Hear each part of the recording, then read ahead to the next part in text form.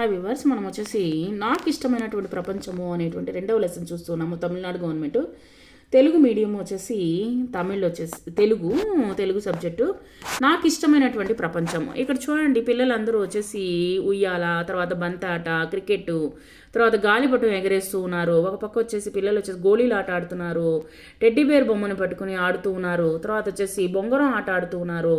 ఈ విధమైనటువంటి తర్వాత ఇక్కడ గాలిలో తిరిగేటువంటి ఒక ఫ్యాన్ వచ్చేసి పట్టుకొని ఉంది ఒక పాప. ఈ విధమైనటువంటి ఆటలు అనేటువంటిది మనము ఆడుతూ ఉన్నామన్నమాట ఒకప్పుడు, ఇప్పుడు కాదు.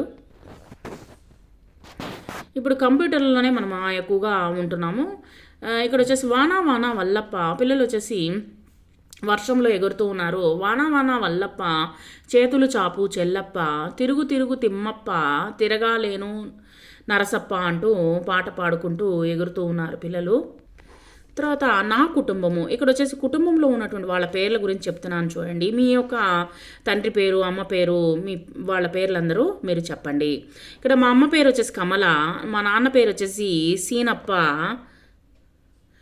మా తమ్ముడి పేరు వచ్చేసి సుభాష్, మా అవ్వ పేరు మునెమ్మ, మా తాత పేరు భైరప్ప, నా పేరు అమృత, నాకు ఆటలాడడం అంటే ఇష్టము. ఇక్కడ వచ్చేసి రంగులు వేస్తాను. ఇక్కడ చూడండి, పిల్లలు వచ్చేసి ఈ యొక్క బొమ్మకి వచ్చేసి రంగులు వేయండి. ఈ యొక్క చొక్కాని టోపీకి ఈ విధమైనటువంటి గీతలు గీసి మీరు రంగులు వేయండి. ఇక్కడ చూడండి, ఈ యొక్క చిత్రంలో వచ్చేసి కోతి గద పట్టుకొని ఆడుతూ ఉంది, తర్వాత నక్క సంచి పట్టుకొని వస్తూ ఉంది, తర్వాత ఇక్కడ కప్ప గెంతులు వేస్తూ ఉందన్నమాట. ఇక్కడ చూడండి, నేనే చెబుతా అనేటువంటి దాంట్లో వచ్చేసి గద, కడవ, నక్క, సంచి,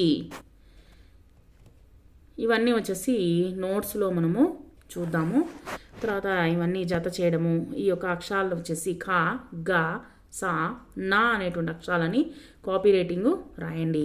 చూడండి, ఒక పద్యం ఇవ్వడం జరిగింది. కడవ కింద కప్ప బెకబెక, కడవ కింద వచ్చేసి కొండ కింద వచ్చేసి కప్ప బెకబెక నరుస్తూ ఉంది. కోతి చేతి గద దగదగ, అక్కడ వచ్చేసి కోతి వచ్చేసి ఆ యొక్క గదని పట్టుకుని దగదగ అంటూ మెరుస్తూ కొట్టుకుంటూ ఉన్నాయన్నమాట.